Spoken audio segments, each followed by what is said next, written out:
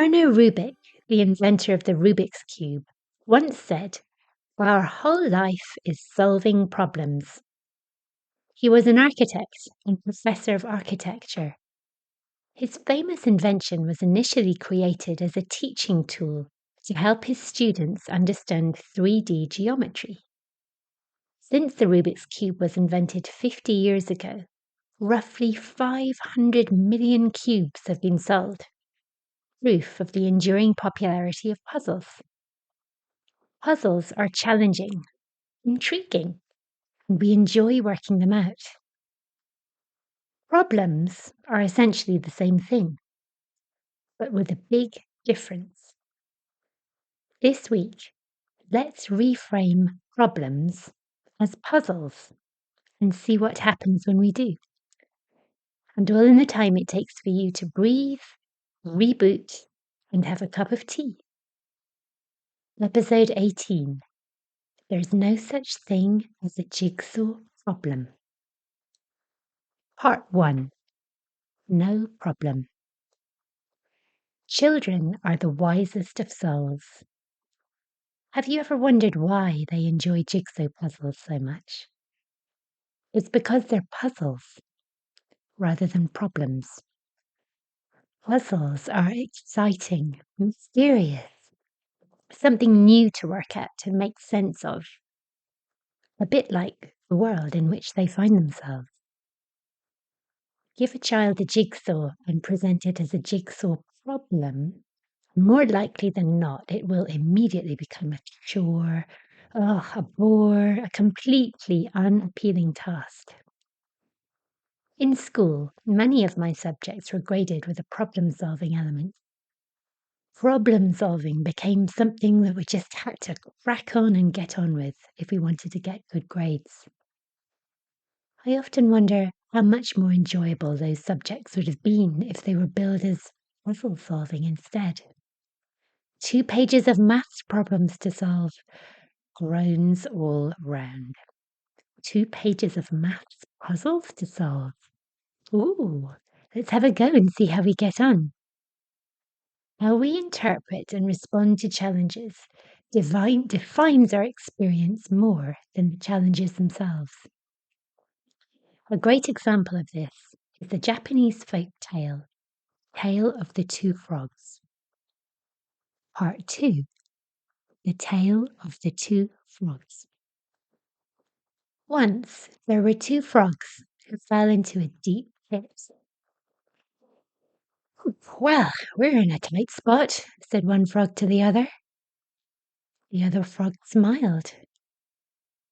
The first frog, a little bit louder this time, said, "I said we're in a tight spot."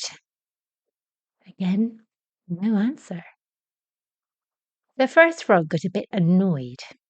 The second frog wasn't listening and started hopping about. Of all the frogs in the world I could be trapped with, I land up here with one who ignores me. Just my rotten luck. "Hey, can anybody hear me up there? I'm stuck down here." A few of the frogs heard his calls and gathered around the top of a pit. When they looked down and saw how deep the pit was, they lamented amongst themselves. "Oh, what a terrible way to go," they murmured. "What a slow and painful way to meet their end." Another said, "I wouldn't want to be in their shoes for anything. They're as good as dead." Their voices echoed down the pit and reached the first frog. When he heard their words, he was totally crushed. "They're right. We are as good as dead down here. That's it. Game over." He started to wail to the other frog, who continued hopping around, jumping a little higher each time. The second frog saw the face of the first frog and gave him a little grin. But the first frog was in no mood for grinning. "What's the matter with you? Can't you see how serious this is? We're goners. That's it. Good night, Vienna." And with that, first frog dropped down dead. Alarmed, the second frog looked at his companion before giving one last almighty jump and leaped out of the pit, to the astonishment of the other frogs who'd gathered around at the top. "How did you do it?" they asked him. The frog looked at them in confusion. It was then that the other frogs realized that the frog was deaf and couldn't hear him. The second frog thought the others were cheering him on the whole time, encouraging him to keep going. And so he did. Part 3. What's the solution? It's easy to think of problems as big, immovable boulders or obstacles that have been thrown in our path occasionally. One of the fundamental laws of physics is that for every action, there is a reaction. It's an important law of the universe. It's just how things are, which is good news for us, because this means that for every puzzle or problem, there is a solution. There has to be. Problem or a puzzle cannot exist without there being a solution. Rubik didn't create his puzzle to deliberately frustrate or annoy us, although if you've ever attempted to solve one, you may well have found the experience frustrating and annoying. He did it to teach his students about the principles of 3D geometry. The solution exists. We just have to be open to it. The word solution comes from a Latin word, solvere, meaning to loosen. You can imagine a solution as a loosening of the chemical bonds that make something solid, like when you make saline by dissolving salt particles in water.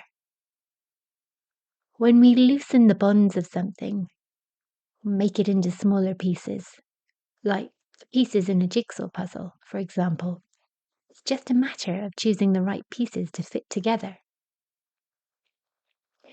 Erno Rubik was a very wise man. He said, "Complex things, if you don't understand them, seem complicated." When talking about the inspiration behind his famous creation, he explained that I was searching for a way to demonstrate 3D movement to my students, and one day found myself staring into the river Danube, looking at how the water twisted around the pebbles. This became the inspiration for the cube's twisting mechanism. The fact that it can do this without falling apart is part of its magic. The fact that we can solve problems or puzzles without falling apart is part of our resilience. Just a small step to reframing problems as puzzles, isn't it? There is no need to use a sledgehammer to crack a nut. Things are revealed to us when we're ready for them.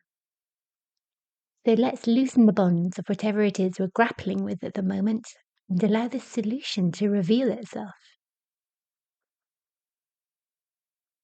If you'd like to solve the puzzle of what makes you you and find out your unique blueprint, your treasure map that reveals who you are and what you are here to do, visit my website and follow the link to my soul treasure map. This will show you how to uncover your soul's true purpose so that the rest of your journey is an easier one. To find out more, visit my newly spruced up website at www.iamjennywilson.com. Here you can download my free PDF ebook, The Hidden Language of Colour. Just follow the free ebook link. You can check out my YouTube channel, Jenny Wilson Soul Language, or you can follow me on Instagram at iamjennywilson.com. In the next episode, I'll be talking more about the magic of words. Until then, happy travelling.